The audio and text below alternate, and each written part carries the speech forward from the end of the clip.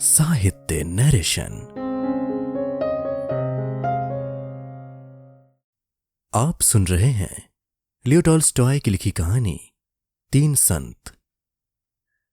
रूस के Orthodox church के आर्चबिशप को यह पता चला कि उसके नियमित प्रवचन में भाग लेने वाले बहुत से लोग एक झील के पास जाने लगे हैं।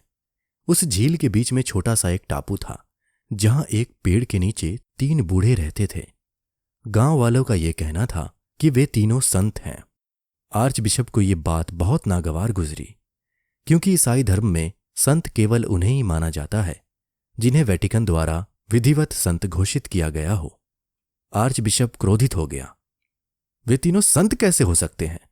मैंने सालों से किसी को भी संतत्व की पदवी के लिए अनुशंसित नहीं किया है। वे कौन हैं और कहां से आए हैं? लेकिन आम लोग उन तीनों के दर्शनों के लिए जाते रहे और चर्च में आने वालों की तादाद कम हो गई। अंततः आर्चबिशप ने यह तय किया कि वो उन तीनों को देखने के लिए जाएगा। वो नाव में बैठकर टापू की ओर गया। वे तीनों वहां मिल गए। वे बेहद साधारण, अनपढ़ और निष्कपट देहातियों जैसे थे। दूसरी ओर आर्चबिशप बहुत शक्तिशाली व्यक्ति था। रूस के जार के बाद उस क्षेत्र का सबसे महत्वपूर्ण आदमी था वो। उन तीनों को देखकर वो खींच उठा। तुम्हें संत किसने बनाया? उसने पूछा।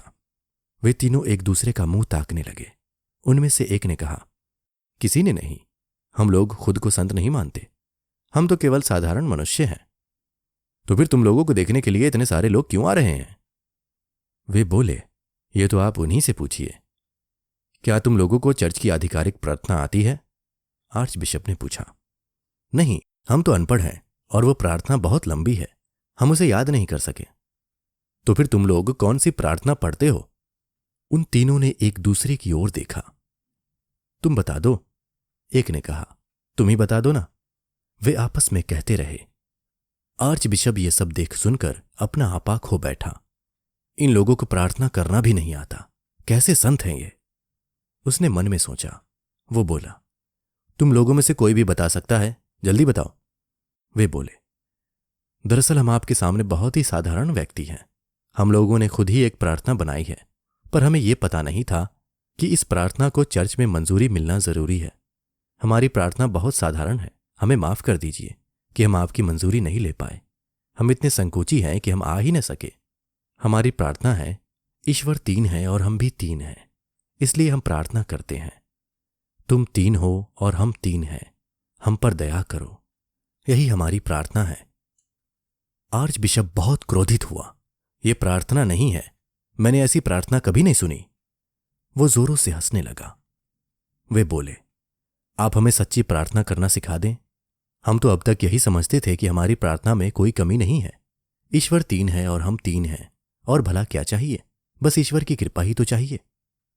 उनके अनुरोध पर आर्चबिशप ने उन्हें चर्च की आधिकारिक प्रार्थना बताई और उसने पढ़ने का तरीका भी बताया। प्रार्थना काफी लंबी थी और उसके खत्म होते होते उनमें से एक ने कहा, हम शुरू का भाग भूल गए हैं। फिर आर्चबिशप ने उन्हें दोबारा बताया। फिर वो आखिरी का भाग भूल गए। आर्चबिशप बहुत झुंझला गया और बोला, तुम लोग किस तरह के आदमी हो? तुम लोग एक छोटी सी प्रार्थना भी याद नहीं कर सकते? वे बोले, माफ करें, लेकिन हम लोग अनपढ़ हैं और हमारे लिए इसे याद करना थोड़ा मुश्किल है। इसमें बहुत बड़े बड़े शब्द हैं। कृपया थोड़ा धीरज रखें। यदि आप इसे 2-3 बार सुना देंगे तो शायद हम इसे याद कर लेंगे। आर्चबिशप ने उन्हें 3 बार प्रार्थना सुना दी। वे बोले, ठीक है, अब से हम यही प्रार्थना करेंगे। हालांकि हो सकता है कि हम इसका कुछ हिस्सा कहना भूल जाएं, पर हम पूरी कोशिश करेंगे। आर्चबिशप संतुष्ट था कि वो लोगों को जाकर बताएगा कि उसका पाला कैसे बेवकूफों से पड़ा था। उसने मन में सोचा, अब लोगों को जाकर बताऊंगा कि वो लोग जिन्हें संत कहते हैं उन्हें तो धर्म का क ख ग भी नहीं पता और वे ऐसे जाहिलों के दर्शन करने जाते हैं। यही सोचते हुए वो नाव में जाकर बैठ गया। नाव चलने लगी और वो अभी झील के आधे रास्ते पर ही था कि उसे पीछे से उन तीनों की पुकार सुनाई दी। उसने मुड़कर देखा।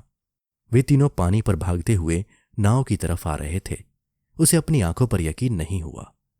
वे लोग पानी पर भागते हुए आए और नाव के पास पानी में खड़े हुए बोले, माफ कीजिए, हमने आपको कष्ट दिया। कृपया चर्चा की प्रार्थना एक बार और दोहरा दें, हम कुछ भूल गए हैं।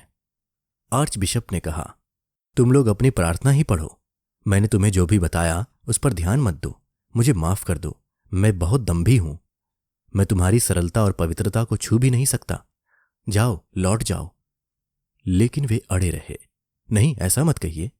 आप इतनी दूर से हमारे लिए आए, बस एक बार और दोहरा दें। हम लोग भूलने लगे हैं, पर इस बार कोशिश करेंगे कि इसे अच्छे से याद कर लें। लेकिन आर्च बिशप ने कहा, नहीं भाइयों, मैं खुद सारी जिंदगी अपनी प्रार्थना को पढ़ता रहा, पर ईश्वर ने उसे कभी नहीं सुना। हम तो बाइबल में यही पढ़ते थे कि ईसा मसीह पानी पर चल सकते थे, पर हम भी उस पर शंका करते रहे। आज तुम्हें पानी पर चलते देखकर मुझे अब ईसा मसीह पर विश्वास हो चला है। तुम लोग लौट जाओ, तुम्हारी प्रार्थना संपूर्ण है। तुम्हें कुछ भी सीखने की जरूरत नहीं है। अभी आप सुन रहे थे लियो टॉल्स्टॉय की लिखी कहानी 3 संत।